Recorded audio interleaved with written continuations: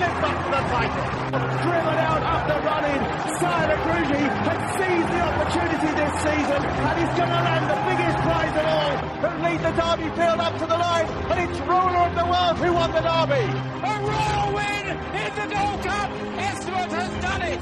Esteban and Ryan Moore has won for Her Majesty the Queen. It's Monroe to win the National.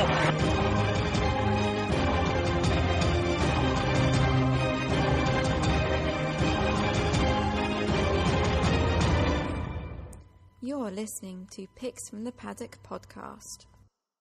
Welcome back. Obviously, we're going to jump straight into day 3. First race on day 3 is the JLT Novices Chase. Another, dare I say again, Mullins' favourite and seen as a bit of a good thing. Voucher leads the market. I'll give my opinion first, chaps. I was all over Petite Zig. Thought it had a fantastic chance. Then it went and fell, and now I'm absolutely bricking it.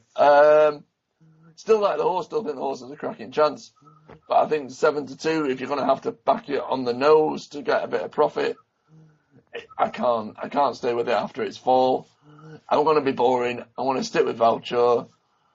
I think 5-2 with one of the bookmakers is a decent bet. Yeah, I'm just sticking with the favourite. The race is a decent enough race. I just don't see what beats it and what really pushes it for the lead either. Dave? Yeah, I agree with you in the Mullins angle, but I'm going to actually opt for it. It's the perceived second string. Brian Cook will be on board. Basilito, it was overturned the last day by Patsy Stronghold at Leopard Sound, but I think 7-1. I think it was overturned that form. I hadn't run since well before Christmas, when I beat Patsy Stronghold comfortably that day. I'll be it over further, but you have to stay 3 miles to win 2 mile 5 chase around Cheltenham. So I think 7-1 is a cracking each way bet. And Chris? Yeah, this would be a no bet race for me. I like Voucher. I loved him over hurdles. Very nice horse, but over fences I've not been overly convinced. I think he gets too many easy leads. I think that's when he's at his best. And, from a watching point of view, I'd love to see something take him on or something to actually lead him and then see how he responds. He's a very good horse, as we know. And, he's probably the one to beat if you want. He's probably the most talented in the race, but I like Petite Zig myself as well. Before he fell last time, it was a very soft fall. He jumped beautifully up to that point. He just left his legs in one, and that was the end of the race. He might be a little bit fragile at the fences. That could be the issue with him. I don't know, but he's talented. And Apache Stronghold was given a great ride by Carby the last day, so it's a no-touch race for me. I expect Voucher to go off in front, and like I said, I hope something takes him on. But it's a no bet. I mean, Petite Zig would be the one I wanted to bet. The fall puts me off, though. Okay, so that's our thoughts on the first. Moving on to the second, it's the Pertemps Network final, listed handicap race. Again, an absolute plethora of horses still in there. And I did like Cup Final. I was quite strong on Cup Final until it decided to, end up with an injury and is now not going to the festival. I've already touched on the fact that I like Call the Cops in another race, but I think it's probably more than likely to run in this. Instead, it's 8-1 favourite, worthy favourite after what it did last time. And it's probably the one I'll go with. I know you're pretty sweet on the horse. Chris, one thing I would probably mention, though, is if the ground cuts up badly by the third day, and if we end up with a ton of rain, I don't think we will do, but if we do, closing ceremony on soft or anything softer than soft would have an absolute fantastic chance. I doubt it will, so I'm sticking with Call the Cops. Chris? Yeah, I like Call the Cops myself. I gave him a good mention the other day when he beat a pipe horse. I think he beat the pipe horse out of sight, actually. The pipe horse disappointed, but I think the step up in trips, the making of him, I think the ground will be okay at this point, and if he turns up at 8-1, cracking each way bet. I had previously mentioned Cup Final. I did fancy him. I still like the horse, but he picked up a knock in training the other day, apparently, and is a doubtful runner. If Cup Final was to turn up, it would rather spoil things because that would be 2 Henderson horses I fancy. I'd be forced to back both of them each way, but Call the Cops at this period of time, 8-1, is a good price, in my opinion. So that's 2 for the favourite, Dave? Yeah, just a couple in here, like Ademi, the third favourite, 10-1, was a big eye catcher over at Musselburgh, just really doing enough to get qualified for the race. There's another Martin horse there, Mydor, who was winning at a canter a couple of times, and he was beaten by the Lieberreich, who since went on to win a Grade 2 race very impressively. So you could say he's very well handicapped. The one I'm going to go for is usual Smurfer. He's 33 to 1 at the moment. He won an ultra competitive handicap over Christmas and looks like he's been laid out for this race. 33 to 1, I'll be having an each way play on him. Brilliant. So you've heard our thoughts on the second. We're going to move quickly through on to the third one. It's the Ryanair chase. Chris, where's your thoughts and where's your money going in this? Well, my thoughts are it's an absolutely awful race, in all honesty. I think the withdrawal of Dinast, I've banged this drum over and over. He was my banker, etc. But he's not here, and this is a great chance for Don Cossack. You know, he has the form to win this race. I think he should be a lot shorter than he currently is in the betting. And, you know, I'm surprised the Irish aren't calling him their banker. I think 7-2 is a huge price on the form, but I like Marfule. But I think she's probably going to be going to entry afterwards, and she jumps them big fences really well, the mare. So if you put a gun to my head, Menorah at around 25 to 1, decent each way bet as long as the ground doesn't come up heavy. You know, Philip Hobbs' horse was running well earlier in the season, ran in a really nice race behind Silviniaco Conte, and if he runs and gets decent ground, 25 to 1's too big. My own thoughts, I'm with you on Don Cossack. I think 7-2 is a ridiculously too big a price. I would put that in lucky 15s, in doubles and trebles, and absolutely anything for day 3. I really like the horse. One that I'll go with, and I know you've been keen on Dave, but it's a horse that I tipped up for the festival last season when it ran in behind Dinast in a Grade 1, was Hidden Cyclone. I backed the horse the first couple of times that it's run in November and December when it fell and came second. I was cursing it and then decided to go against it when it ran at Punchestown and it won relatively nicely when it beat Bright New Dawn. I think, although it was probably going to go for the Queen Mother, I think the fact that it's going for the Ryanair is probably a much better option. I think at 10 to 1 with some firms is probably way too big a price for this in a race that isn't, you know, it's not like you've touched on, Chris. It's not the best race at all. It's not the best Ryanair. Don Cossack if someone asked me for a winner, but Hidden Cyclone for an each way bet. Dave. This is simple. Don Cossack wins hands and heels. Far the best form this year. He's been given a just correct. He was over raced as a novice horse last season. And has turned out to probably be up there with the best Irish novice that's got turned for second season novice this year. 7-2 is an absolutely ridiculous price. You think about it, he was 4 to 1 when Dinast was still in the race, and he was 4 to 1 when Ducar was still in the race. They're the two main opposition. He's now still only 7. He's still 7-2. Put your house on him. He's certainly. Okay, so you've heard it here first. Everyone's pretty much on with the favourite for this race. Moving on, it's the big race of the day. The feature race, the Ladbroke World Hurdle. I want to start with you, Dave. I want to come to you. I'm going to ask you a question. Is this probably one of the worst Ladbroke World Hurdle we've had in a long time? Yes. The fact that Rock on Ruby and Zarkander are 5 and 8 to 1 just shows how much of a poor race it is. I was leaning toward the Town Colonel at a bigger price than 10 to 1. It's too short now. This could be won by an absolute rag. A Fisher's Cross, no chance. The one I'm kind of keen on now, if ground come up soft, I'd be all over the dig out. But it needs soft. If it's not soft, it won't go. Monksland was beaten by that horse on heavy ground at Gorn Thursday over in Ireland a couple of weeks ago. He'll be better for the better ground. He was coming back off a quick run after Christmas and 16 to 1. I'd be taking him, but like really, it's a poor race, and anything could really win it. Chris? Yeah, I couldn't agree anymore with Dave. It is a shocking world hurdle. I mean, if you put a gun to my head again, Safia Dre is a favourite. I think 5 to 1. That is too big, just on the overall strength of its form, and compared to the rest of them. I mean, you have horses like Zarkander. He likes to throw races away. Annie Power won't be coming. Rock on Ruby. Very nice horse, loves Cheltenham, but the trip has to be a significant worry. He doesn't do that much in front, so it's hard to gauge whether he'll get the trip or not, but you'd have to think at this stage in his career they'd have done this earlier if they really thought he was going to be strong at the trip.